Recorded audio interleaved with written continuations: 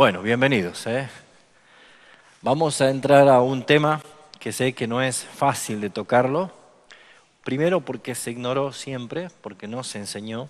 Desde el vamos, la salvación siempre ha sido la puerta de inicio de la vida del cristiano. Y después que pasó esa puerta, después de varios años, nunca más se volvió a hablar del Evangelio, ¿no? Y creen que el Evangelio es el ABC para los cristianos. Y el Evangelio es para todos los días. Todos los días el Evangelio me recuerda quién soy yo y quién es mi Salvador y lo que en su gracia nos ha dado, ¿no? Entonces, muchas veces la ignorancia capturó al corazón de los creyentes y la iglesia misma, de que no se tocan temas doctrinales, de por lo menos preguntarlos cómo fui salvado, ¿sí? ¿O qué es la salvación? ¿Salvos de qué? ¿Quién me salva? ¿Yo me salvé o Cristo me salvó? ¿Qué significó la muerte de Cristo? ¿Qué logró la muerte de Cristo? Hay tantos temas que es como un diamante, que mientras uno lo va girando va irradiando luces de distintos colores, con distintas proyecciones de un mismo proceder. Y esto es el Evangelio. Y al llegar a la doctrina de la salvación, estamos tomando, de acuerdo al Manual de Teología Sistemática de Wayne Grudem, y ese es un tema muy importante, puesto que llegamos a la conclusión de que la salvación es de Dios, porque la Biblia lo dice así, ¿sí? Tanto en Jonás capítulo 2:9 como en Apocalipsis, el Salmos también hace referencia que la salvación es de nuestro Dios. O sea, ¿quién me salvó? ¿Cuál será la respuesta? Mi Dios. Dios nos salvó. ¿Algún pecador se puede salvar solo? Imposible, eso está descartado totalmente, ¿sí? Entonces podemos avanzar. Porque si la salvación es de Dios y nosotros no podíamos salvarnos por nosotros mismos, deberíamos entonces empezar a aprender cómo fue que Dios nos salvó. Cómo fue que nosotros hemos sido rescatados de nuestra vana manera de vivir para ser salvos. Y esto es muy importante porque para hablar de la salvación hemos comenzado nosotros haciendo referencia, especialmente la clase pasada, de la gracia. ¿Se acuerda que hablamos de la gracia común y la gracia salvífica, ¿sí? La gracia común es la gracia que todos los seres humanos del planeta Tierra reciben y toda la creación recibe, pero no es una gracia que salva, ¿sí? La gracia común es la que viene de parte de Dios para toda su creación y la sostiene. Y Dios es el que hace que la gracia sea la que desarrolle y permanezca al hombre, no mereciendo, porque el hombre pecador merecía la muerte y la condenación. Sin embargo, ya la humanidad sigue en camino y creciendo y estableciendo todas las cosas como dice la palabra. Entonces, ¿qué necesitamos aprender nosotros de todo esto? Especialmente haciendo referencia a la gracia que salva, la gracia que solamente la tienen aquellos a quien Dios ha escogido. ¿Por qué? Porque si hablamos de salvación, lo lindo sería que todos se salven, ¿sí o no? Uno quisiera que todo el mundo se salve. La pregunta obvia sería responder esto: ¿todos los seres humanos se van a salvar? ¿Alguien tiene una duda? No, ¿no es cierto? O sea, desde el plano, la Biblia enseña de que hay quienes se salvan y quienes son condenados. Ahora, si nosotros tenemos que responder inmediatamente quiénes son los que se salvan y quiénes los que no se salvan, la respuesta es sencilla. Los que creen en el Evangelio de nuestro Señor Jesucristo son salvos. Y los que no creen en el Evangelio del Señor Jesucristo son condenados. ¿Estamos de acuerdo? La Biblia dice que el que cree en el Hijo tiene vida eterna, mas el que no cree ya ha sido condenado. Entonces no hay discusión tampoco en esto.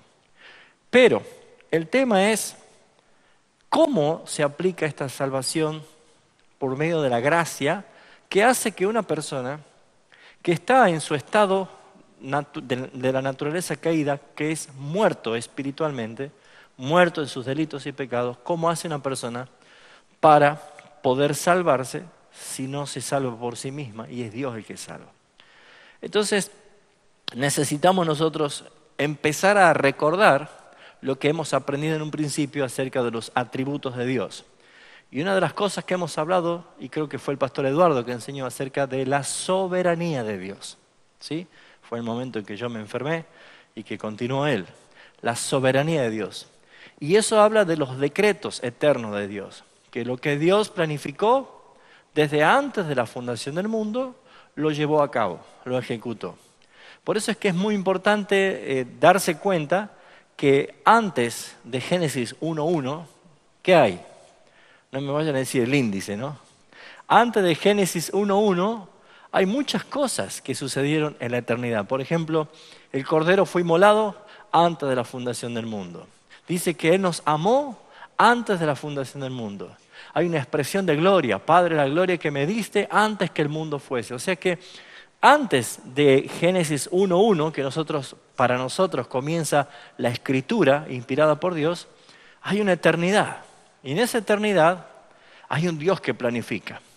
Y nuestra vida está planificada. La vida de todos está planificada. Y en cuanto a la salvación, mucho más está planificada desde antes de la fundación del mundo. Entonces, lo que debemos nosotros ver aquí, que la salvación es un plan de Dios pensado y decretado desde antes de la fundación del mundo y lo comenzó a manifestar en ese plan con un acto que debería nosotros entender lo que lo vamos a aprender hoy y que se titula justamente la predestinación, ¿sí? La elección de Dios. ¿Escucharon hablar de predestinación? Bueno, nosotros hablamos de predestinación porque la Biblia habla de predestinación. Hablamos de elección porque la Biblia habla de elección. Hablamos de reprobación porque la Biblia hace referencia a la reprobación. Entonces, como sé que son temas que traen un poquito de picazón, o a veces son difíciles de digerir, y mucho más cuando venimos con una doctrina antibíblica, cuando venimos con una formación doctrinal totalmente equivocada, porque nosotros hemos aprendido un evangelio que nos gustó, nos atrapó y hizo una transformación en nosotros, pero cuando comenzamos a ver la Biblia, lo que dice la Escritura, empezamos a darnos cuenta que había cosas que no encajan. Por ejemplo, la conversión como una decisión del hombre, ¿sí? Muchas personas siguen pensando o creyendo de que es una salvación decisoria, o sea, decide qué quieres, salvar o no salvarte, entregarte o no entregarte. Y en verdad suena convincente para la lógica humana, pero según la Biblia, el pecador está muerto en sus delitos y pecados. Entonces no va a poder responder. Es como que yo me vaya a un cementerio y me pare delante de la tumba y le diga que si no está cómodo donde está, que salga de allí, vaya al hospital para que se sane y que recobre la fuerza de la vida y siga viviendo. No va a salir porque está muerto. Bueno, literalmente la Biblia dice que nosotros estábamos muertos en delitos y pecados. Por lo tanto, no puede el hombre hacer absolutamente nada para salvarse, solamente es un acto de la gracia salvífica de Dios. Y este plan de salvación, que es un plan que ha sido decretado, o sea, pensado y decretado quiere decir escrito, establecido, tiene un orden.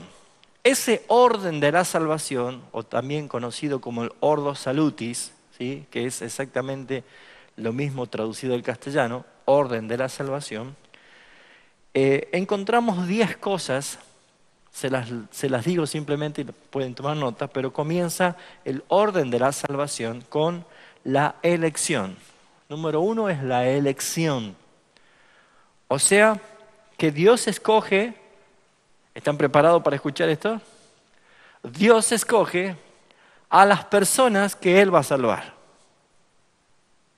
Sé que ese punto es difícil de digerir, pero ya va a entender después, así que no me tire piedra todavía. Espere hasta más tarde, ¿sí? Pero sé que no es fácil porque lo primero que se inyecta en nuestros pensamientos es la palabra, no es justo, es injusto.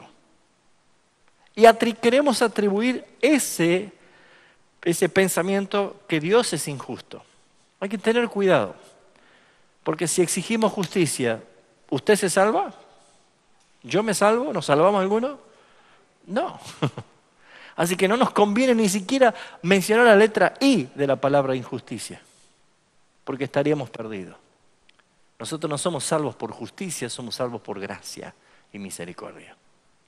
Así que el primer punto del orden de la salvación es la elección. Dios escoge a las personas que Él va a salvarlas. Número 2 es el llamamiento. El llamamiento eficaz que Dios hace. Y lo hace por medio del Evangelio o la proclamación del Evangelio. Dice el apóstol Pablo que quiso Dios salvarnos por la locura de la predicación. Y agrega la palabra locura porque para algunos es locura, ¿sí? Y lo que se podría interpretar como alguien loco es como es alguien carente de lógica, ¿sí? Una locura es algo que no tiene lógica, por eso es que el que está loco hace cosas ilógicas, ¿no es cierto?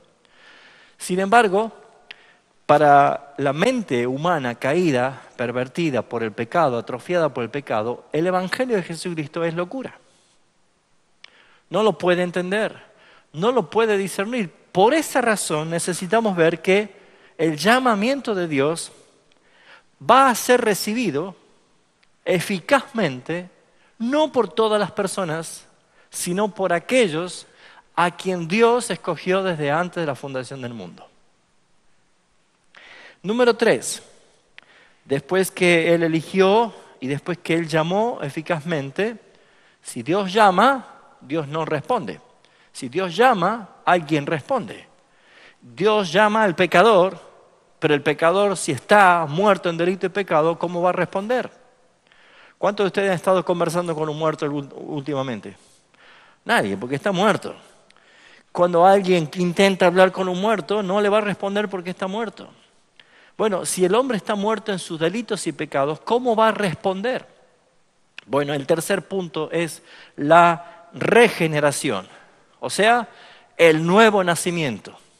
Porque cuando Dios llama, el que responde es el hombre pecador. Pero ¿cómo es que responde? Porque ahora ha sido regenerado, ha resucitado, ha revivido espiritualmente y escucha la voz de Dios, escucha que lo llama a Dios por su propio nombre y entonces le dice, Señor, heme aquí.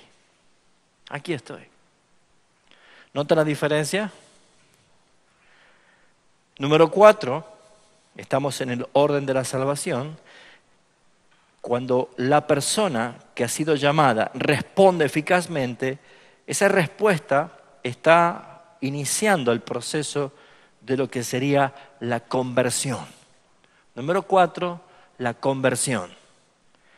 Ese pecador ahora experimenta una metanoia, una transformación, un cambio total. Porque ¿qué es lo que ha recibido en la regeneración? Ha nacido una nueva vida que viene con algo de regalo. 2 cosas que le regala Dios al pecador para que se salve. Le regala la fe para creer y le regala el arrepentimiento que proviene de parte de Dios. Esa persona puede ahora responder afirmativamente y puede creer en el Evangelio y puede arrepentirse, pero no por una fe natural ni por un arrepentimiento terrenal, porque eso solamente pertenece a la gracia común y dijimos que no salva a nadie. ¿Hay personas que no son creyentes y que se arrepienten? Sí.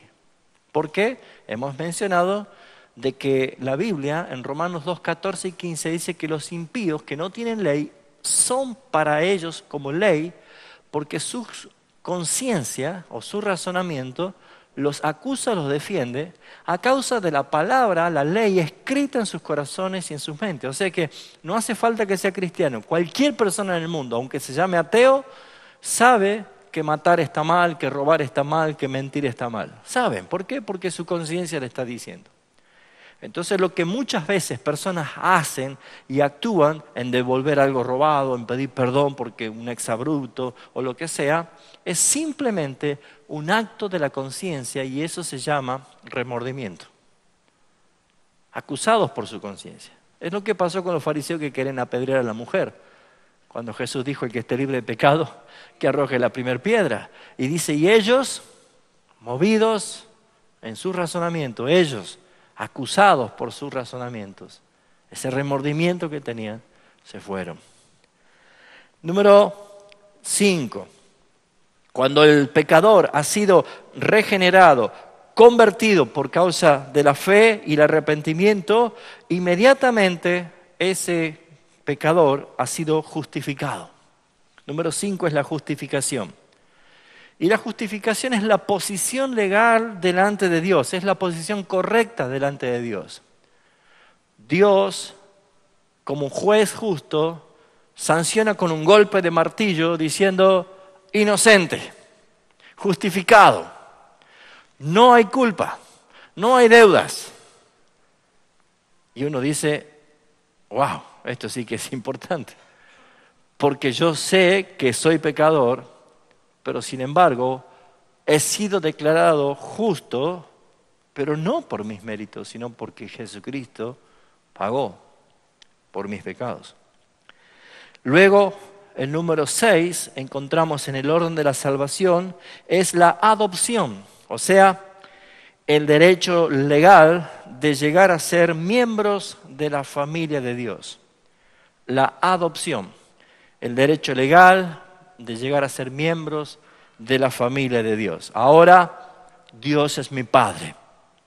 Ahora, ustedes son mis hermanos. Somos partícipes de nuestro hermano mayor, Jesucristo, que es el primogénito entre muchos.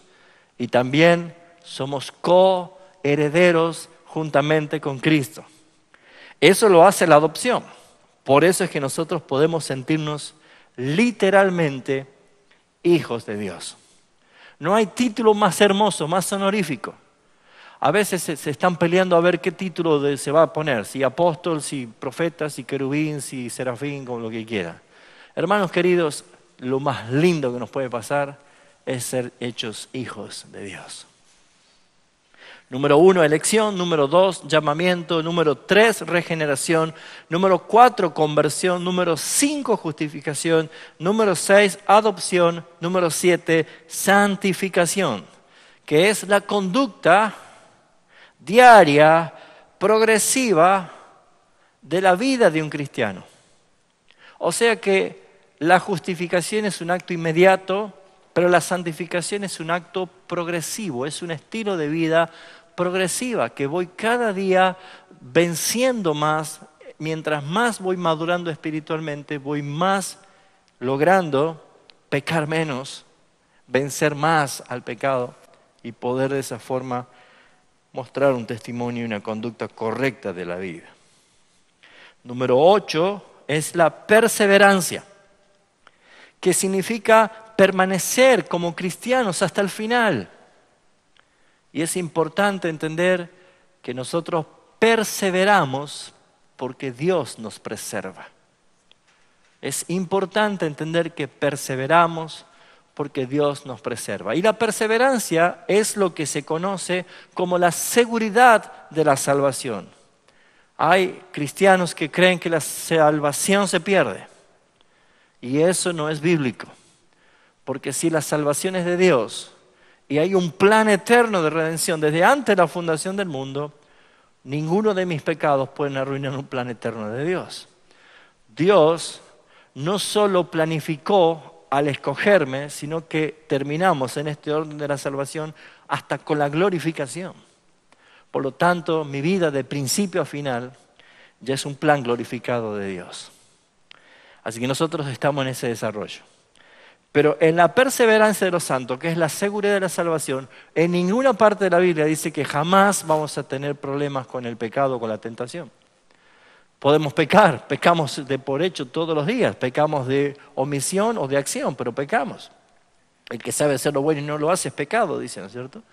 Así que vemos nosotros que hay una situación que luchamos todos los días con las tentaciones, luchamos permanentemente con el acoso de este mundo, con las leyes de este mundo, pero déjeme decirle que cualquiera de nosotros puede caer, pero si es un hijo de Dios, el Señor lo levanta y lo restablece. Ese es un principio. Si quiere tomar una ilustración, haga de cuenta que todo este salón de la iglesia es un barco. Y todos hemos salido desde un puerto y estamos dirigiéndonos a otro puerto. Pero dentro del barco, un día estás bien, un día estás mal, un día estás triste, otro día estás con gloria y te sentís bendecido. Un día caes en tus pecados, otro día te levantás. Un día te enojas con el hermano, otro día te arreglás con el hermano. Un día querés la vida, otro día decís, basta ya, quítame la vida. Pero mientras todo eso pase dentro del barco, el barco sigue, ¿no es cierto? Y nos lleva hacia el puerto seguro. Cristo es esta nave. Estamos en Cristo. De modo que si alguno está en Cristo, las cosas viejas pasaron. Somos todos hechos criaturas nuevas. Entonces, el problema no es que si la salvación se pierde o no se pierde. El problema no es que si te van a tirar de afuera del barco o no. La cosa es que si estás en Cristo o no estás en Cristo. Esa es la diferencia. Ese es el punto. Así que esa es la perseverancia de los santos. El 9º punto es la muerte. Es nuestra escatología, nuestro final aquí en la tierra. Dios ha establecido un día que el hombre muera. Y si Cristo viene antes que muera, seremos transformados, pero no seremos iguales, ¿sí? Entonces la muerte es simplemente un paso para ir a vivir eternamente con el Señor. Y los que no tienen la seguridad de la salvación, los que no tienen a Cristo y no tienen la convicción de ser salvos, le tienen miedo a la muerte porque ven la muerte como que es el fin de su existencia. Pero los que conocemos el plan de salvación y la esperanza de gloria venidera, decimos, Señor, en verdad morir es ganancia. Por todo lo que lograremos. ¿Cuántos de los que están aquí ya son perfectos? Ninguno. Pero con la muerte pasamos a ser inmediatamente espíritus perfectos.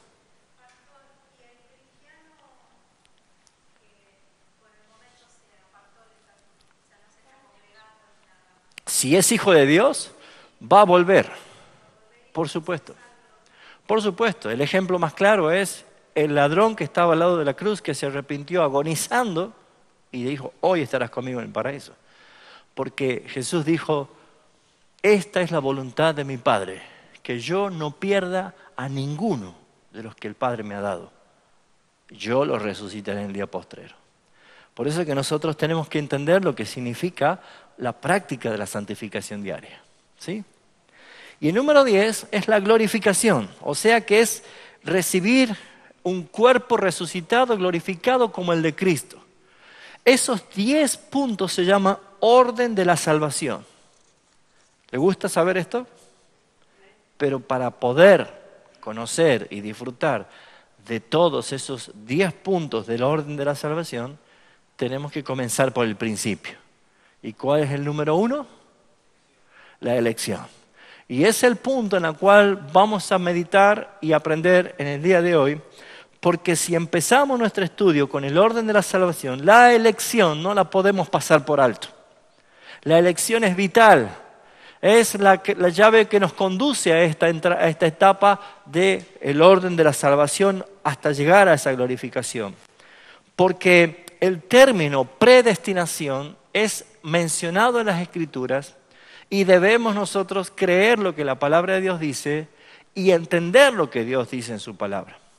¿Qué significa predestinados? La palabra pre significa anterior, posterior, antes, ¿sí?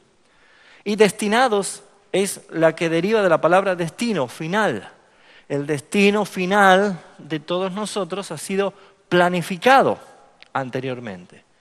Ahora, los que tenemos una teología reformada conforme a las doctrinas de la gracia y especialmente identificándonos como una iglesia reformada, usamos más lo que es la palabra predestinación que algunos, especialmente los hipercalvinistas, que ya es un tema de exageración, le llaman una doble predestinación. ¿Por qué nosotros simplemente vamos a hablar de la elección y la reprobación? Porque no es lo mismo. No es lo mismo, ¿sí? No hay una doble predestinación en sí misma, pero vamos a usar nosotros la palabra predestinación para hablar de la elección. Entonces, lo primero que tenemos que ver nosotros es una definición acerca de esta palabra, la elección. La elección es un acto de Dios. Dijimos que Dios es soberano. ¿Qué significa que es soberano? Que Él hace lo que quiere. Salmo 115, 3. Dios está en los cielos y todo lo que quiso ha hecho. Daniel 4:35. No hay quien detenga su mano y diga, ¿qué haces? Porque Dios hace lo que Él quiere en toda su creación. Por lo tanto, la elección es un acto de Dios antes de la creación, mediante el cual Él elige a algunas personas para ser salvas, no sobre la base de los méritos previsibles de ellos, sino en su puro deseo soberano. Y como dijimos, todas las cosas están hechas para la gloria de Dios. Necesitamos nosotros entender que este acto de elección y de reprobación, también Dios es glorificado. Con dos cosas. Primero, Dios es glorificado en su gracia y misericordia en todos aquellos que se salvan porque fueron elegidos para ser salvos. Pero Dios también glorifica su justicia en todos aquellos a quien Él pasó por alto y no los escogió para ser salvos. Sé que es un tema humanamente difícil de entenderlo, pero si lo ven a este tema desde la óptica equivocada, van a permitir que Satanás llene su corazón con pensamientos impíos. ¿Por qué? Porque todas las informaciones y todas las cosas dependen desde el punto de vista que uno pueda tener la observación. Si yo me paro desde el horizonte de una calle, una vereda, y miro hacia allá, mi visión va a ser limitada hasta un cierto nivel y no voy a poder ver lo que hay para acá y para allá solamente hacia donde mi visión está alcanzando. Pero si yo me voy desde un avión o me voy desde la terraza de un edificio alto y la visión cambia, ¿no es cierto? Yo puedo ver mucho más detalles que uno está mirando. Todo depende desde el punto de vista en la observación que yo esté dando. Si ustedes se paran en la vereda y están mirando y viene un colectivo, ¿sí? Y ven a alguien que viene sentado en la ventanilla del colectivo. Y esa persona lo mira a usted y usted la mira a esa persona. Para usted, que está parado en la vereda y lo ve pasar, la conclusión va a ser, él está en movimiento y se acaba de pasar. ¿Sí o no? Pero si usted es la persona que está sentada en el colectivo y ve a otra persona que está en la vereda parada y lo mira, su percepción que está en movimiento va a ser que el que está afuera acaba de pasar. ¿Sí o no? Pero no es que él se movió, soy yo el que estoy en movimiento. Entonces todo depende de cómo yo observe las cosas. Si yo lo miro con ojos humanos a esto de la salvación, bueno, Pablo se dio cuenta de que iba a molestar, por eso que en su carta, en Romanos capítulo 9, dice, ¿y qué? ¿Quién eres tú para que alterques contra Dios? O sea, nunca hay una pregunta, pero Pablo escribe diciendo, sé que vas a enojarte y vas a decir, ¿por qué entonces Dios sin culpa? Dios no es injusto, al contrario, es un acto de amor, es un acto de gracia. ¿Por qué? Porque según la Escritura dice, por cuanto todos pecaron y están separados, destituidos, quiere decir arrojados, expulsados de la gloria de Dios. Nadie merece ser salvo. No hay ninguna persona, ningún ser humano que merezca la salvación. Por lo tanto, el acto de que Dios haya elegido, no a un pequeño pueblo muy feliz como se cantaba hace mucho tiempo, sino que según la visión de Juan, somos millones de redimidos por la sangre del Cordero. Somos una nación multiétnica, porque Juan ve que de todos los pueblos, tribus, naciones y lenguas, Dios ha redimido. De todo color, de raza, de piel, de todo lugar. Nosotros somos una nación santa. Por lo tanto, que Dios haya salvado a los que Él quiso en la elección para salvación, es un acto de amor, es de gracia y de misericordia. Y yo sé que ahí viene el pensamiento, pero ¿por qué Dios no mostró su amor y salvó a todos? Porque ¿cómo iba a ser glorificado su atributo de justicia si Él salvaba a todos? Y si Él condenaba a todos que realmente lo merecíamos, ¿cómo iba a glorificar su gracia y su misericordia? Así que debemos nosotros tener bien en claro lo que la Biblia nos enseña. ¿Enseña algo el Nuevo Testamento acerca de la predestinación? Bueno, justamente enseñamos acerca de la predestinación por causa de lo que la Biblia enseña. Si la Biblia habla de predestinación, vamos a ver qué dice y qué enseña acerca de la predestinación. Voy a necesitar que ustedes me ayuden con sus Biblias y que lean y participen rápida, fugaz y velozmente para que no perdamos mucho tiempo. Por eso están los textos allí. Así que, ¿qué dice la palabra en cuanto a lo que es la predestinación? Ahí tienen los textos, vayan buscándolos para que a medida que los pida lo van leyendo. Lo primero que vemos nosotros es que Pablo y Bernabé empezaron a predicar a los gentiles en Antioquía y Lucas escribe en Hechos de los Apóstoles lo siguiente. Esto está basado en Hechos 13:48. Dice, al oír esto, los gentiles se alegraron y celebraron la palabra de Dios y creyeron todo lo que estaban destinados a la vida eterna. Es impresionante ver que cuando Pablo empieza a predicar, escribe el doctor Lucas en Hechos de los Apóstoles como una narración biográfica de lo que estaba pasando, que todos los gentiles, todos los pecadores, escucharon el mensaje y se llenaron de alegría. ¿Y qué pasó? Creyeron todos los que estaban ordenados o destinados para vida eterna. Entonces esa pregunta va a salir de este texto. ¿Quiénes son los que van a responder eficazmente?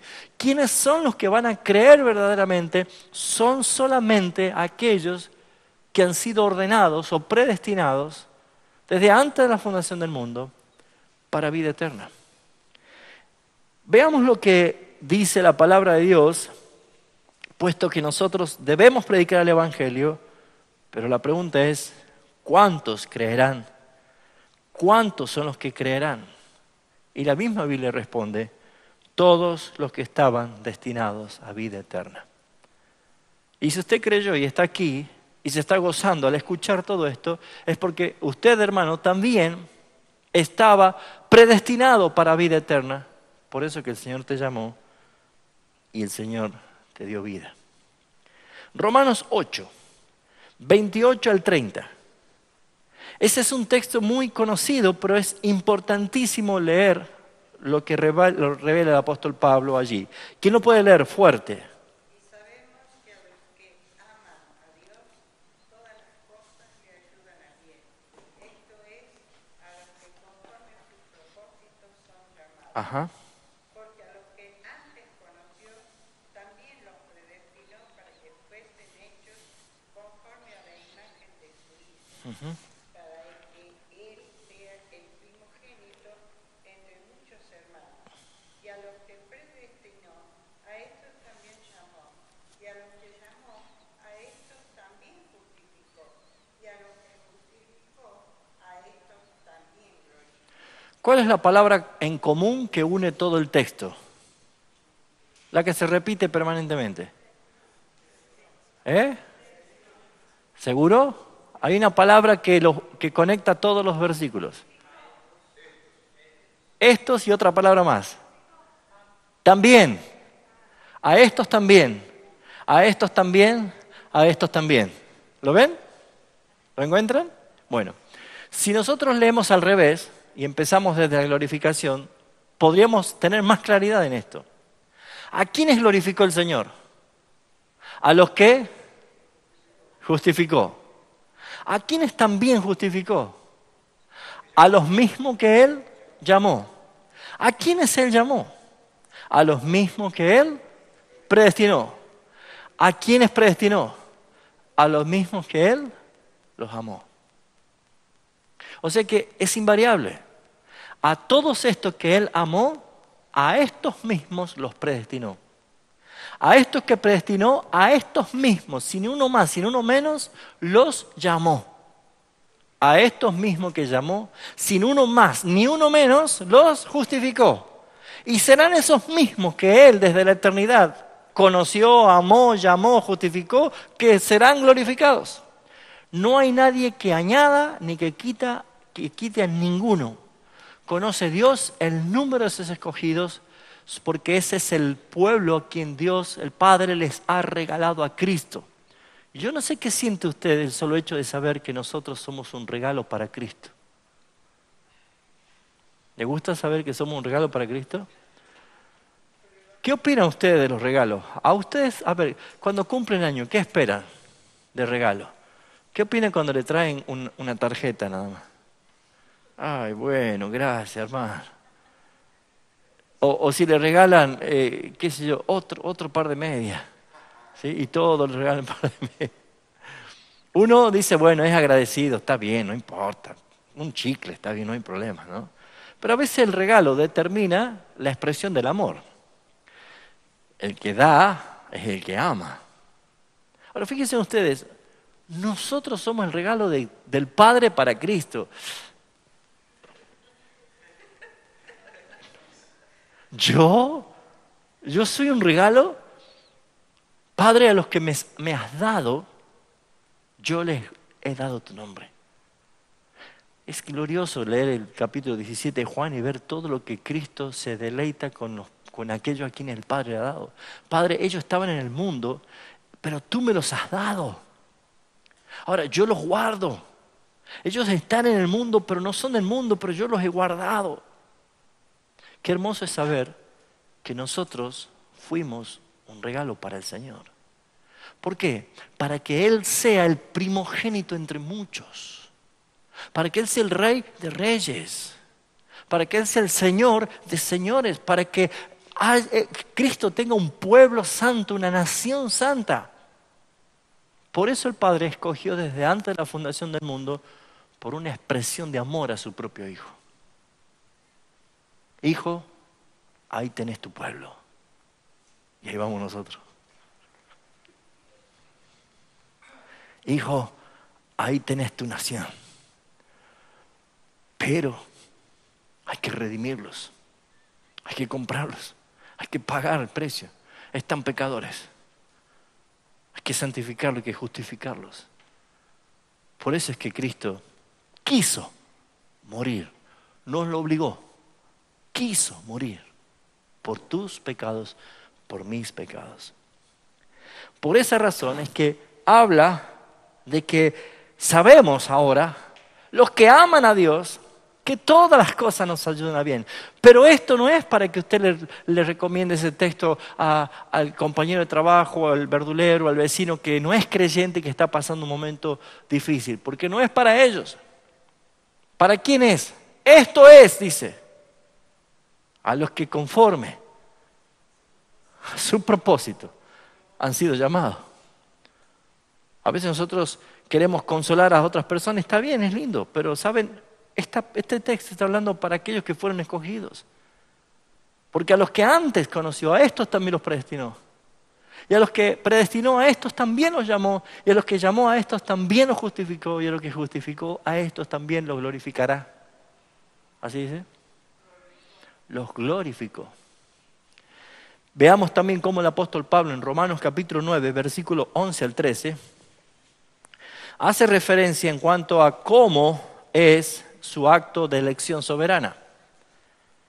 Y hace uso de un texto del Antiguo Testamento citando nada más y nada menos que los mellizos Esaú y Jacob. ¿Sí? ¿Quién quiere leer? Romanos 9, 11 al 13, fuerte. Pues no habían aún nacido, ni habían hecho ni bien ni mal, para que el propósito de Dios conforme a la elección permaneciese, no por las obras, sino por el que llama.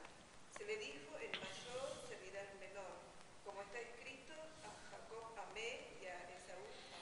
es como que esa palabra vendría a ser como el número 2 de una selección así ruda de fútbol, nos pega acá en la rodilla y nos tira, ¿no es cierto?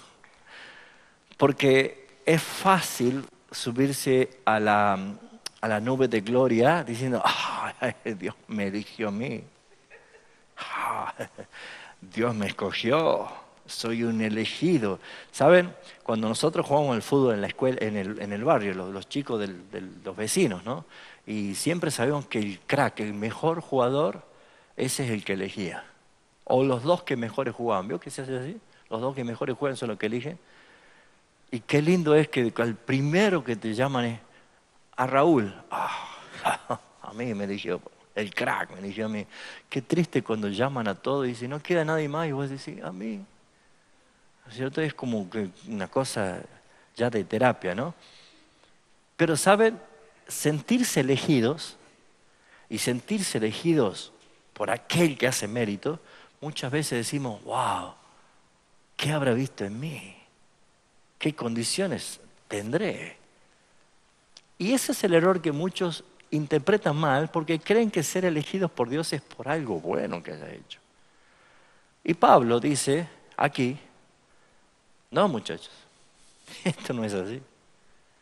Como dice la palabra, antes que naciesen estos mellizos, Esaú y Jacob, antes que hicieran lo bueno o lo malo, para que el propósito de la elección divina no sea por los méritos, sino por el que llama, que es Dios.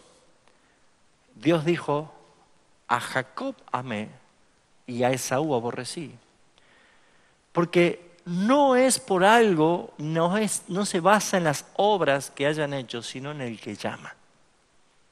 Entonces, aquí vemos nosotros de que claramente la palabra está mostrando de una soberanía de Dios y no basada en lo que nosotros pudiéramos haber hecho. Veamos rápidamente, capítulo 11, versículo 7. Sí, por favor.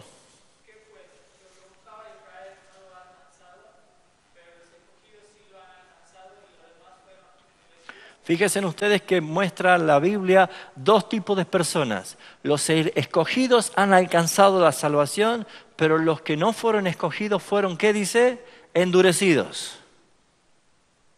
Es el mismo capítulo 9 que Dios habla, y Pablo en su carta lo escribe diciendo, tendré misericordia del que quiera tener misericordia y endureceré al que quiera endurecer.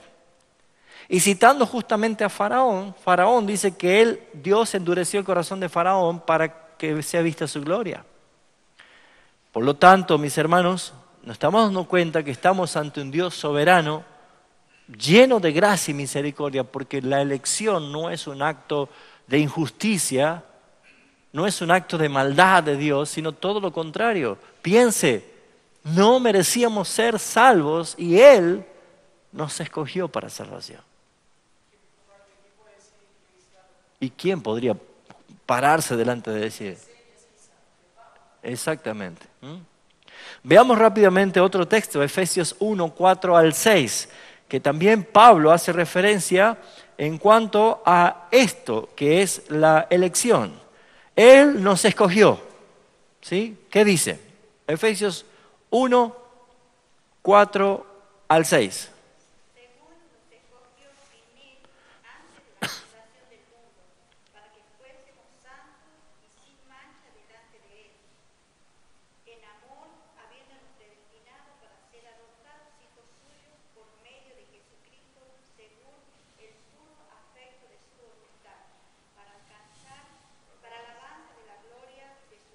Amén. Qué glorioso texto es, hermano. Belleza. Fíjense, Dios Padre nos escogió en Cristo. Vamos a ser ilustrativo. Nosotros somos los caramelos que Él toma en su mano y los pone dentro de un recipiente, para que no se pierdan, están dentro de un recipiente, ¿sí? Bueno, nosotros somos escogidos por el Padre y puestos, ¿dónde? En Cristo. En Cristo. Garantizar nuestra salvación porque Cristo es el que vino, murió, pagó, resucitó y ascendió y está sentado en su trono. ¿Dónde estamos nosotros? En Él. ¿Lo entienden?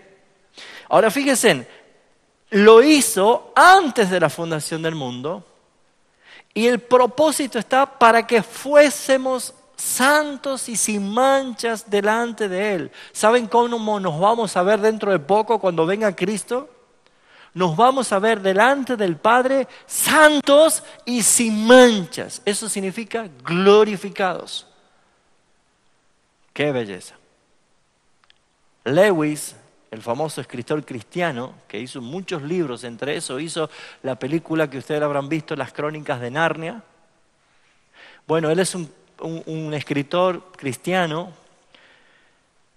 Él expresó diciendo que si nosotros tuviéramos la posibilidad de ver ahora alguno de nosotros, alguno de nuestros hermanos que viene del cielo ya glorificado, nos veríamos tentados en postrarnos y adorarlo al hermano por el esplendor de gloria que tiene, para que se imaginen cómo nosotros todavía debemos anhelar ese día. Por esa razón es que dice que fuimos escogidos antes de la fundación del mundo para que seamos santos y sin manchas delante de Él. Y este acto de elección fue un acto de expresión de amor. Por eso dice, en amor, habiendo sido predestinados, dice, para ser adoptados como hijos suyos por medio de Jesucristo, según el puro afecto, amor del Padre. Por eso es que dice, mas Dios muestra su amor para con nosotros, que siendo aún pecadores, Cristo murió por nosotros. Es amor. Si alguien dice, a mí nadie me ama, deténgase. Porque el amor más grande y el más extraordinario que puede existir ha sido derramado en tu vida. Quien te amó. Amén. Veamos otros textos. Yo quiero que la Biblia sea la que atestigue. Yo no sé si iré a llegar todo con el horario. Por eso dije que voy a terminar tipo 7 de la tarde. Bueno, ¿a las 5 hay que terminar? Bueno, entonces espero que podamos alcanzar con todo esto, ¿sí? Pero veamos otro texto más, ¿sí? Segunda de Tesalonicenses, capítulo 2, versículo 13. Aquí hay una expresión de alegría y de alabanza también. ¿Qué vemos allí? Perdón, Primera Tesalonicenses, ¿dónde está? Ahí está, 4, 5.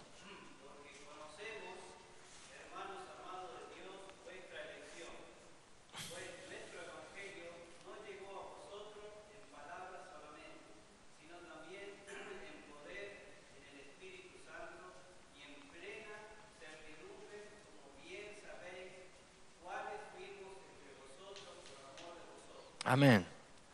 Sabemos, ¿el 5 también lo has leído? Es el 5. Bueno, sabemos que Dios los ha escogido. O sea, la convicción, si ustedes son salvos, es porque Dios te ha escogido. Y si te ha escogido es porque sos su especial tesoro. ¿Y qué garantiza que sos su especial tesoro? Por el alto precio que se pagó en la cruz del Calvario. Por lo tanto, eres precioso, hermano, hermana mía. Eres precioso porque se pagó un alto precio. Satanás intenta quitarte esa identidad de ser precioso, preciosa para el Señor. Le hago una pregunta. Si tuviéramos aquí una moneda de oro, macizo, pero está bañada de barro sucio, esos barros que uno ya sabe que salen de las calles, ¿no? ¿Qué haría? ¡Qué asco! ¿La tiro? ¿Sigue teniendo valor o no?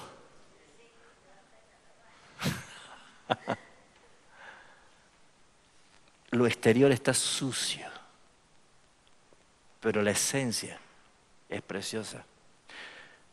Nuestro Salvador nos lavó con su sangre preciosa, nos limpió, porque somos su especial tesoro.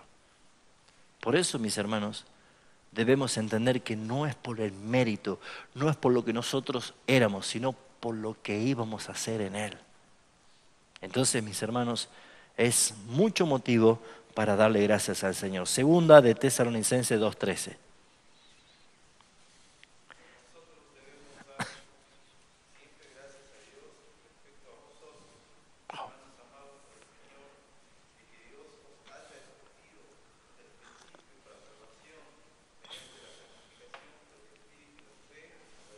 Qué hermoso. Debemos dar siempre gracias a Dios. Mire, hermanos, si ustedes tienen que orar, no dé solamente gracias a Dios por lo que Dios hace en usted. Dele gracias a Dios por su hermano. ¿Veo que no hacemos por lo general esto? Oramos, Señor, te agradezco por cómo me bendices, todo lo que me das. Te agradezco por la comida, por el trabajo, te agradezco, pero todo hacia mí. ¿Y sabe qué está diciendo Pablo? Que demos gracias a Dios porque Dios te ha escogido, hermano, para salvación. O sea, fíjense en ustedes la alegría.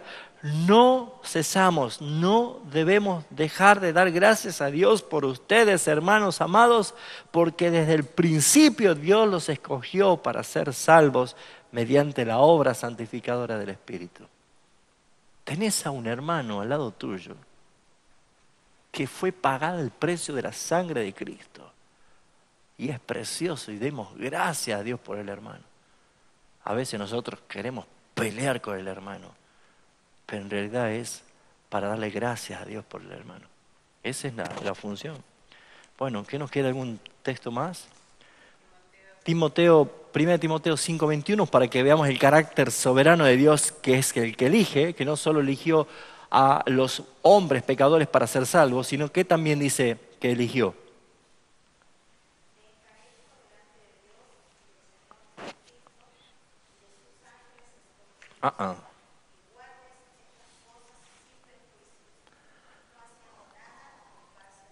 Bien, o sea que, ¿qué dice la palabra? Que Dios escogió tantos a pecadores para ser salvos como a ángeles escogidos. O sea que hay ángeles que también han sido escogidos, nada más que ellos no fueron redimidos de sus pecados porque Cristo no murió para redimir ángeles, sino a pecadores. Pero lo que la Biblia dice que hay ángeles escogidos. Y toda la Escritura, desde el Antiguo Testamento, encontramos que Dios escoge. Dios eligió a Abraham, Dios eligió un pueblo, Dios eligió siempre, siempre Dios escoge porque es su voluntad hacerlo así. Entonces, ¿cómo presenta el Nuevo Testamento acerca de esta doctrina de la elección soberana o la predestinación? Primero lo presenta, según Romanos 8:28, como un acto de consuelo. Nos consuela saber que no importa todo lo que nos haya pasado, porque sabemos que los que aman a Dios, todas las cosas nos ayudan a bien. Así que es un consuelo para nosotros. Ninguno de nosotros llegamos a Cristo diciendo una mañana primaveral, diciendo, ¡ay, qué lindo día para rendirme a los pies de Jesucristo y confesar mis pecados! La verdad que hoy es el mejor día. Nunca nadie vino así a Cristo. Llegamos en el peor momento de nuestras vidas, casi tocando fondo, en agonía, en nuestros delitos y pecados, sintiéndonos una basura, sintiéndonos lo peor de todo, abandonados, desechados. Así llegamos a Cristo. Y hoy, aunque vemos esas cicatrices en el alma, decimos, Señor, gracias, gracias. Pagaría de nuevo el costo de todo lo que viví en mi vida con tal de saber que tú me has amado desde antes de la fundación del mundo. Por eso dice, sabemos. Y esto no es para todo, esto es para lo que conforme a su propósito han sido llamados. Sabemos que los que aman a Dios, todas las cosas les ayudan a bien. Qué bueno, hermano. No solo como consuelo, sino también como motivo para alabar a Dios. La predestinación es un motivo para alabar a Dios. Mire, hermanos, cada vez que yo me acuerdo de que fui escogido ante la fundación del mundo, no puedo decir gracias, gracias. No puedo dejar de alabar al Señor y decir gracias, Señor. Charles Spurgeon decía, si Dios tendría que haber visto algo en mí para elegirme, seguramente no me hubiera elegido. Pero nos salvó, no por obras que nosotros hayamos hecho. Mientras estemos aquí dentro del barco, no importa, porque el barco nos conduce a esa salvación segura.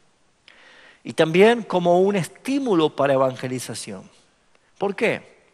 Porque yo sé que en el mundo hay dos tipos de personas: los escogidos y los no escogidos, los reprobados. Ahora, yo no lo sé. No sé quiénes son escogidos y quiénes no. Si tuviesen un rótulo acá o en la frente que podamos decir, este es escogido, entonces lo vamos a encontrar a esas personas y les predicamos de Cristo. Pero no lo dice y no sabemos. Solamente Jesús, que es el pastor, conoce a sus ovejas. Él dijo, yo las conozco. Mis ovejas oyen mi voz y me siguen y yo las conozco. Pero nosotros no sabemos quiénes son los escogidos del Señor. Pero nos motiva, es un estímulo para la evangelización. ¿Saben por qué? Porque así hayan 2 o hayan miles, yo predico el evangelio y sé que un escogido seguramente va a haber y va a responder afirmativamente. Por eso se hace eficaz el evangelio. Porque cuando yo iba a evangelizar pensando que yo soy el que lo tengo que convertir, dale, repetí una oracioncita conmigo. Es la última vez y ya no te molesto más. Aceptalo a Jesús en tu corazón. Tenés un corazón con un picaporte por dentro y Él está llamando a abrirle la puerta de tu corazón. Así evangelizábamos, hermano. Entonces, y bueno, ya cansado de tanta insistencia y pobre Jesús afuera, pobrecito, golpeado. Y bueno, sí, ¿qué hay que hacer? Y bueno, repetí esta oración. Y repetí la oración y ahí, allá está tu nombre escrito en el libro de la vida. Y venía, pastor, he ganado 5 almas más para Cristo. Oh, Dios santo. Lo único que logramos es garantizarles que se van al infierno, como convencidos que ya son salvos. No es la forma. Predicar el evangelio es predicar las buenas noticias del reino de los cielos. Pero las buenas noticias para el pecador no tienen nada de buena porque los condena. Los condena. Mire si Pedro se parase a predicar un día acá, en el ministerio Jesús. Y Pedro dice, por culpa de ustedes ha muerto Jesús. Ustedes lo han crucificado. Arrepiéntanse y creen en el evangelio. ¿Cuánto tiempo duramos hasta que lo sacamos a Pedro? Y si viniese Juan el Bautista y se para en el púlpito y dice, generación de víboras.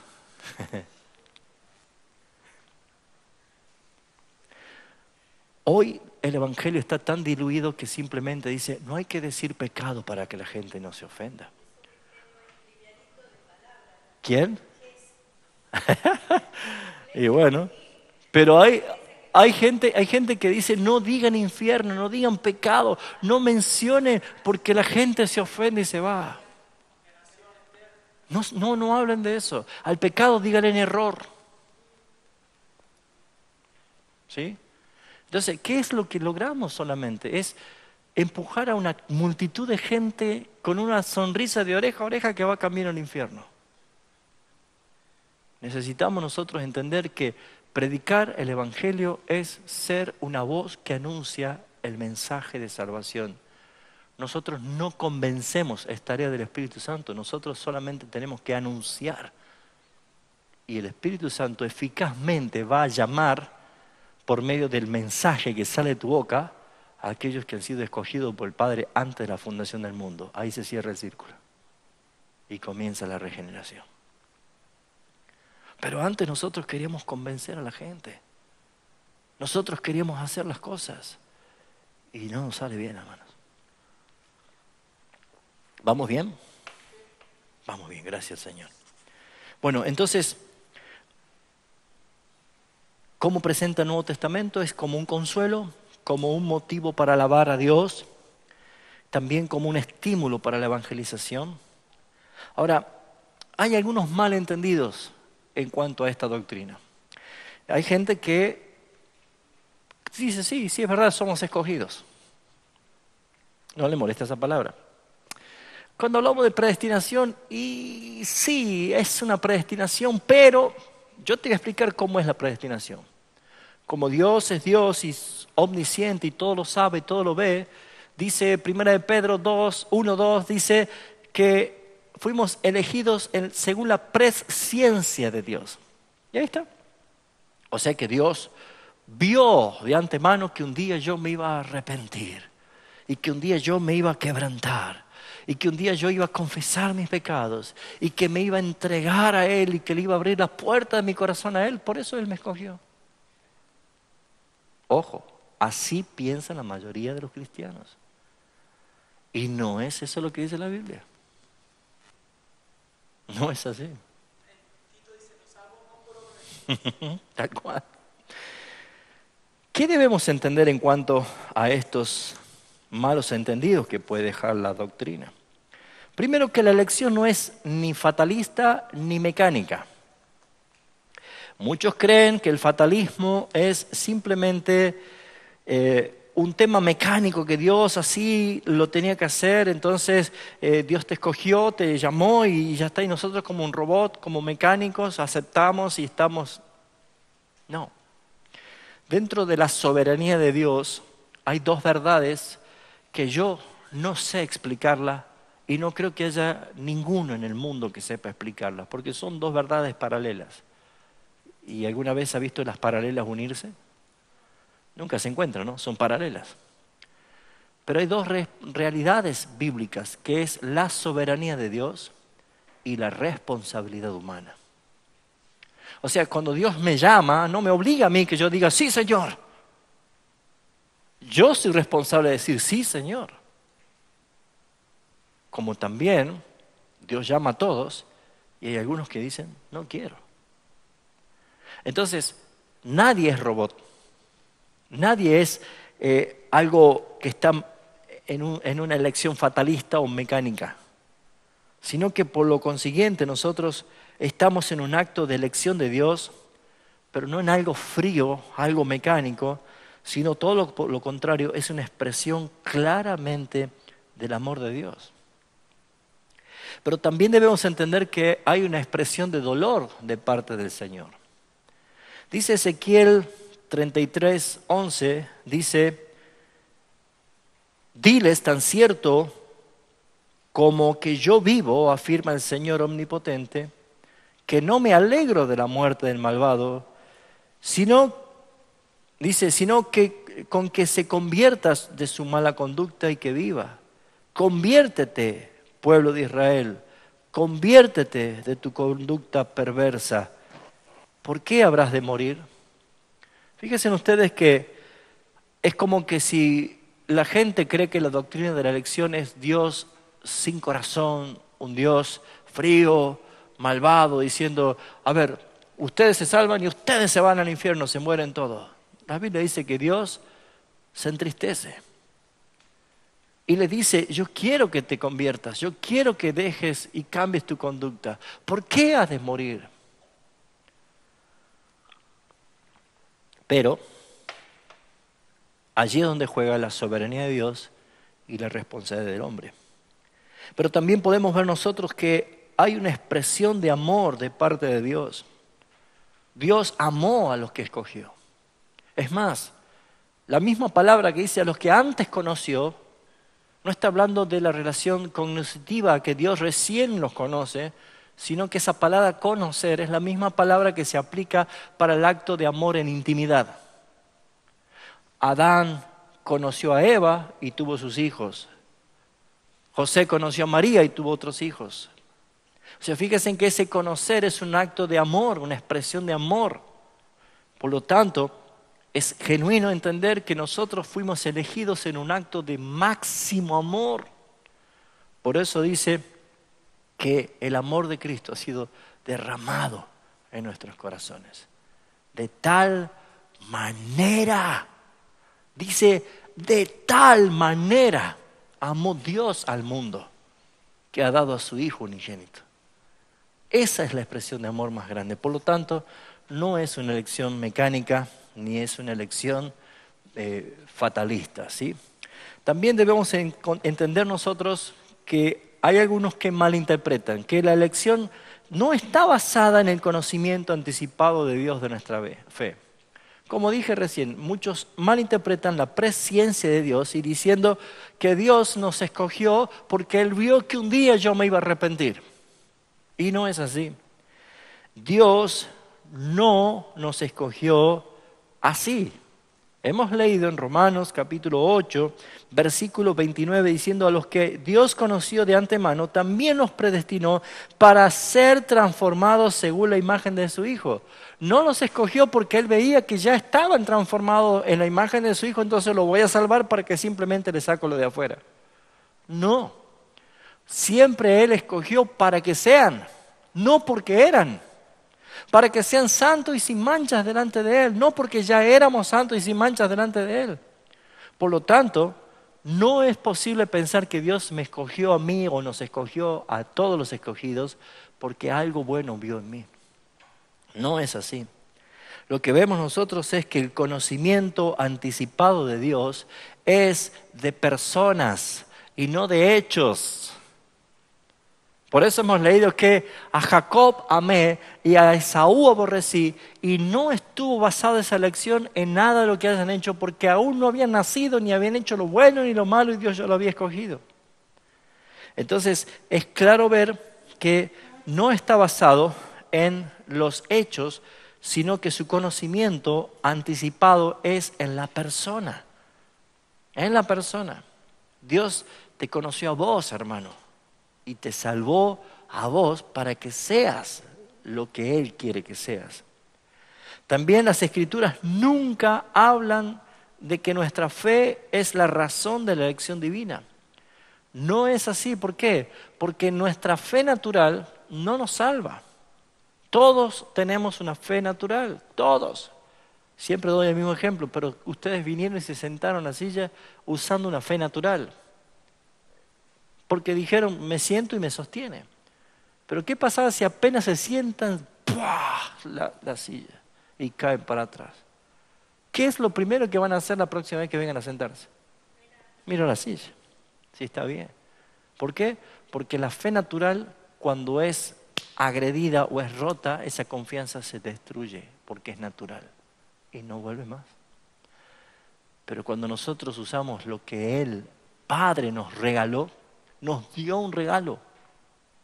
Es la fe, un don de Dios, no de vosotros. Ese don que nos ha regalado el Señor es justamente para creer. ¿Escucharon el dicho, creer o reventar? Usted puede decir, ¿para qué va a reventar si es más fácil creer, no es cierto? Porque si tenemos la fe, vamos a creer. Hay cosas en la Biblia que yo no las entiendo, pero las creo. Hay gente que las desecha porque no las entiende. ¿Y para qué te dio la fe el Señor? Si hay cosas que no las entendés, créelas.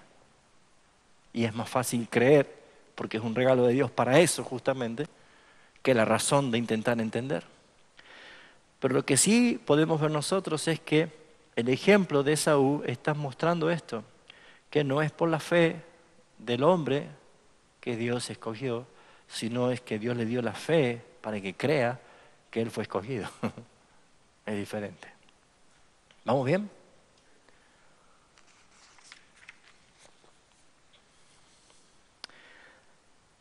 Y la predestinación está basada, la elección está basada, no está basada, en algo bueno que nosotros hayamos hecho. Algunos todavía, aún siendo cristianos, siguen juntando porotos para su balanza. Y déjeme decirle que ese argumento se va a ir cayendo a medida que vayan conociendo más el Evangelio de Jesucristo.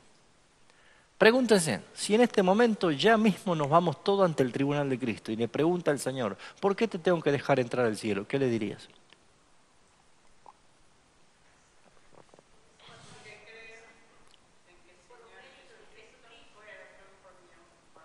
Esa es la respuesta. Porque creo que Jesucristo murió en la cruz en lugar mío. Y los méritos que Él logró son para mí. Yo creo. Pero si nosotros empezamos, bueno, Señor, yo en tu nombre prediqué. Yo echaba demonios fuera. Ay, yo hice milagros. ¿Veo que eso se vende hoy? Hoy se vende milagros, se vende liberación, como si fuera que eso es garantía de salvación. ¿Y qué dijo Jesús? Nunca los conocí. O sea, no es lo que haces, es quién eres. ¿Quién eres? Y creía en lo que él hizo. Si tenemos que nosotros entender que a veces hay apariencias, pero que nos pueden engañar a todos. Pueden haber personas que tengan una expresión exterior, pero convincente que son cristianos, pero sin embargo no son salvos. ¿Cuál es el ejemplo más evidente de la Biblia? Judas Iscariote. Era un discípulo, era un apóstol. Escuchen, estuvo 3 años y medio durmiendo, comiendo, caminando, viajando, estando en intimidad de charlas, de enseñanzas con el mejor maestro, con el mejor predicador, viendo la misma presencia del Padre respaldándolo. Y nadie sospechó que Judas era el traidor. Dice Juan en su evangelio que conocía al Señor a todos y sabía quién le había de entregar. Jesús sabía, pero lo demás, cuando dice Jesús, os digo que uno de vosotros me va a entregar. ¿Qué dijeron todos? ¡Ah, Judas! Ya sabíamos que era vos. ¡Judas! ¿Así dijeron? Se asustaron y dijeron, ¿seré yo, Señor? Porque Judas decía, este está pasado de espiritual también. Este es un hermano como nosotros. ¿Sí o no? Nadie se imaginaba. ¿Saben que eso puede pasar tranquilamente con cualquiera acá en la iglesia? Hasta los que se paran acá. Richard Baxter, un predicador del siglo XVI, decía en su libro Predicador Reformado, basado en el texto Ten cuidado de ti mismo y de la doctrina, y él decía, debe ser algo terrible irse al infierno desde las bancas de una iglesia, pero más terrible debe ser irse al infierno detrás de un púlpito. Porque cuántos predicadores y cuántas personas hablan diciendo, así ha dicho el Señor, y el Señor dice, yo no te envié. Por eso, mis hermanos, debemos entender que no es en algo que nosotros hayamos hecho. No trates de ponerte méritos. Cuando algún mérito sobresaliente se vea en ti, solamente tiene que decir, es para la gloria del Señor. Es Él en mí. Nosotros simplemente somos personas que hemos recibido de su gracia. No merecimos nada. Por esa razón, hermanos, es que muchos interpretan mal la elección soberana de Dios porque creen que algún mérito tiene y no hay ningún mérito. Todo es gracia y misericordia de Dios. Bueno, vamos a entrar a la última parte, que es la doctrina de la reprobación. Y sé que este es un punto donde no se enseña, o no se predica, o no se habla este tema acerca de la reprobación. ¿Y qué es justamente la reprobación? Si tenemos que hablar de la definición, vuelvo a hacer hincapié, depende desde dónde nosotros observemos esta doctrina. Vamos a tener nuestro enfoque. Si nosotros lo miramos desde la soberanía de Dios, entendiendo lo que la luz de la Escritura nos enseña, vamos a entender que es bueno lo que Dios ha hecho. Pero si nosotros nos enfocamos en el hombre, vamos inmediatamente a permitir que Satanás se inyecte en nuestros pensamientos. Es injusto. Dios no es justo y tenemos que tener cuidado. Para antes de leer esto vamos a ir a Romanos capítulo 9.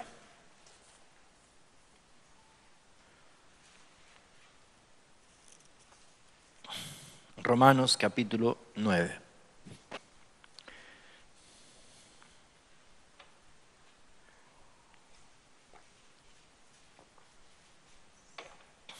Yo voy a leer de Reina Valera contemporánea, ustedes síganme de su versión. Dice el versículo 9, la promesa dice así, por este tiempo vendré y Sara tendrá un hijo. Y no solo esto, también sucedió como Rebeca, concebió de un solo hombre, de nuestro antepasado Isaac. Y aunque sus hijos todavía no habían nacido ni habían hecho algo bueno o algo malo, para confiar que el propósito de Dios no está basado en las obras, sino en el que llama, se le dijo, el mayor servirá al menor. como está escrito, a Jacob amé, pero a Esaú aborrecí. Entonces, ¿qué diremos? ¿Que Dios es injusto? De ninguna manera, dice Pablo. Porque Dios dijo a Moisés, tendré misericordia del que yo quiera y me compadeceré del que yo quiera. Así pues, no depende del hombre que quiere o el que se esfuerce, sino de que Dios tenga misericordia. Porque la Escritura dice a Faraón, te he levantado precisamente para mostrar en ti mi poder y para que mi nombre sea anunciado en toda la tierra. De manera que Dios tiene misericordia del que quiere tenerla y endurece al que quiere endurecer. Entonces me dirás, ¿por qué Dios todavía nos echa la culpa? ¿Quién puede oponerse a su voluntad? Pero tú, hombre, ¿quién eres para discutir con Dios? ¿Acaso el vaso de barro le dirá al que lo formó por qué lo hizo así? ¿Qué? ¿No tiene derecho el alfarero de hacer del mismo barro un vaso de honra y otro para deshonra? ¿Y qué si Dios, queriendo mostrar su ira y dar a conocer su poder, soportó con mucha paciencia los vasos de ira que estaban preparados para destrucción? ¿Y qué si para dar a conocer las riquezas de su gloria se las mostró a los vasos de misericordia que Él de antemano preparó para esa gloria? Esos somos nosotros, a quienes Dios llamó, y no solo entre los judíos, sino también entre los no judíos. Este texto, que casi nunca se predica, ni se enseña o se saltea de Romanos, está hablando de la soberanía de Dios y está haciendo referencia a la reprobación de Dios. En la definición, ¿qué es esto de la reprobación? La decisión soberana de Dios de pasar por alto a otros y no salvarlos. Esta decisión de Dios es en la eternidad pasada y es lo que se llama reprobación. Hay elección y hay reprobación. La reprobación es la decisión soberana de Dios desde antes de la creación de pasar por alto a algunas personas decidiendo con tristeza no salvarlos y castigarlos por sus pecados y de esa manera manifestar su justicia. Pablo habla del vaso de honra y vaso de deshonra.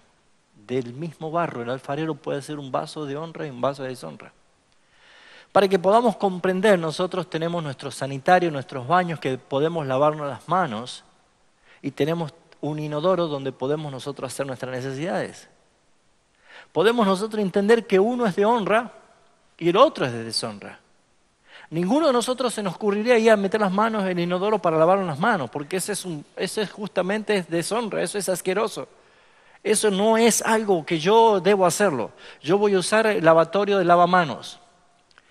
Remontándonos más al tiempo en el cual Pablo estaba explicando esto, está haciendo referencia de que un alfarero tenía vasijas donde él podía tener diversas utilidades. Por ejemplo, una vasija que se considera como vasija de honra estaba puesta en la puerta de la casa de los caminos donde los caminantes al día del sol y el calor pasaban por allí.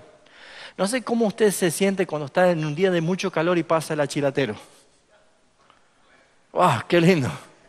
O pasa alguien vendiéndole un refresco, una gaseosa o algo así. Imagínense refrescarse en el día de calor con algo. Bueno, los caminantes, ellos pasaban y la gente de honra, la gente de bien, ¿qué hacía? Preparaba vasijas con agua fresca para que los caminantes, sin conocerlo, se detengan y puedan beber del agua fresca, refrescarse un poco y decir gracias. Y seguían. ¿Y qué mostraba? Misericordia. ¿Qué mostraba? Gratitud, mostraba gracia. Y la gente decía, gracias. No me conociste y me has bendecido. Vaso de honra. Pero, ¿qué pasaba con esos caminantes que venían cargados de vejiga? Tenían necesidad. Y quizás un poco más escondido había de las mismas vasijas, pero ese era para hacer sus necesidades. Un vaso de deshonra. ¿Y qué hacían? ¿Después lo lavaban? No, iban y lo tiraban porque no servían. ¿Se entiende? ¿Se entiende? ¿Se acuerda dónde cayó Judas y golpeó su cabeza y se le abrió? ¿Se acuerda cómo se llama el lugar que compraron con la moneda que pagó porque Judas? Se llamaba, no, ese era el Calvario donde murió Cristo, se llamaba el Valle del Alfarero. Después lea usted Hechos de los Apóstoles, ¿no? El Valle del Alfarero cayó y reventó su cabeza. ¿Será casualidad que fue, se ahorcó y cayó y se le reventó la cabeza y se le salieron todos los sesos? Justo en el lugar que se llama el Valle del Alfarero. ¿Saben por qué se llama así? Porque las vasijas de deshonra, llenas de porquería, iban y la tiraban, ¡fua! La quebraban ahí. Un basural.